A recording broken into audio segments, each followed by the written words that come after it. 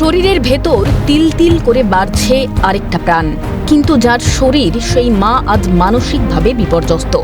শাসকের দুর্নীতির কারণে চাকরি চলে গিয়েছে তার। আগত শিশুটিকে কি ভবিষ্যৎ উপহার দেবেন তিনি? এই চিন্তায় উড়েছে খাওয়া দাওয়া ঘুম। দুর্নীতির এই জঞ্জাল সরিয়ে কি এই রাজ্যকে বাসযোগ্য করে তোলা সম্ভব আগামী প্রজন্মের জন্য?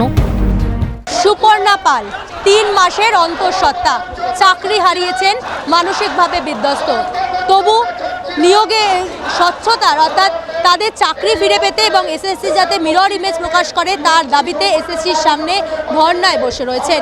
৩ মাসের অন্তঃসত্ত্বা হওয়া সত্ত্বেও এইভাবে তাদের পথে বসতে হচ্ছে তাদের যোগ্যতার প্রমাণ দিতে। তারা বলছেন স্বচ্ছভাবে চাকরি পেয়েছিলেন, যোগ্য তারা, কিন্তু কেন তাদেরকে এইভাবে রাজপথে বসে থাকতে হচ্ছে? এর দায় কার? তারা বলছেন এর দায় রাজ্য সরকারের, এর দায় রাজনীতির। তারা রাজনীতির ষড়যন্ত্রের শিকার। পাশাপাশি এসএসসিকে স্কুল সার্ভিস কমিশনের দিকেই অভিযোগের আঙুল তুলছেন। আপনি 3 মাসের অন্তঃসত্ত্বা, আপনাকে দেখুন পরিস্থিতি এমন হয়েছে, এখন আমাকে রাস্তায় নামতেই হবে, আমার আর কোনো উপায় নেই, তাই আমাকে আসতে হয়েছে।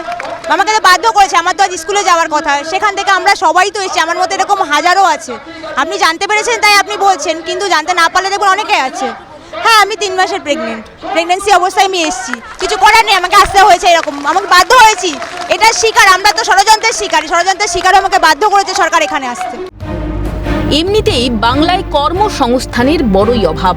কারি কারি টাকা খরচ করে পড়াশোনা, তার উপর আবার উপরি হিসেবে আছে প্রশিক্ষণের কোর্স, তার আবার আলাদা খরচ। তারপর দিন রাত এক করে একটা সরকারি চাকরি জোটার পর সেটাও যদি চলে যায় শাসকের দুর্নীতির কারণে, এর চেয়ে পোড়া কপাল আর কি বা হতে পারে? তার মধ্যে এই চাঁদি ফাটা রোদ মাথায় করে হকের চাকরি ফিরে পেতে ধর্নায় বসেছেন এক অন্তঃসত্ত্বা। বলা ভালো, শাসকের দুর্নীতির কারণে বাধ্য হয়েছেন। যে সময় প্রয়োজন যত্ন আত্মীরে, যে সময় প্রয়োজন পরিবারের সহচর্য, দরকার পর্যাপ্ত বিশ্রাম, সেই সময় তিনি পথে নেমেছেন হকের দাবিতে। কি করুণ দৃশ্য!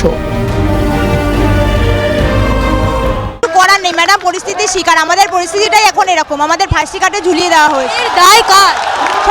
সবার আমি বলবো সবার। সরকার দুর্নীতি করেছে, যারা বিরোধী পার্টি তারা সেইগুলোকে কাজে লাগিয়ে আমাদের প্যানেলটাকে বাঁচাতে পারতো, সেটাকে ধ্বংস করে দিয়েছে। সবাই, সরকার বিরোধী সবাই আমাদের নিয়ে খেলছে ম্যাডাম।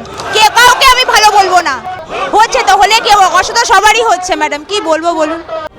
যে কুঁড়ি লালিত হচ্ছে আগামীতে প্রস্ফুটিত হবে বলে তাকে কি উপহার দেবে বাংলার রাজ্য প্রশাসন? বিশ্ব তো দূর কি বাত, এই রাজ্যকে কি এই শিশুর বাসযোগ্য করা সম্ভব? এসএসসি তথা রাজ্য প্রশাসনের কাছে জবাব চাইছে আপামর বঙ্গবাসী।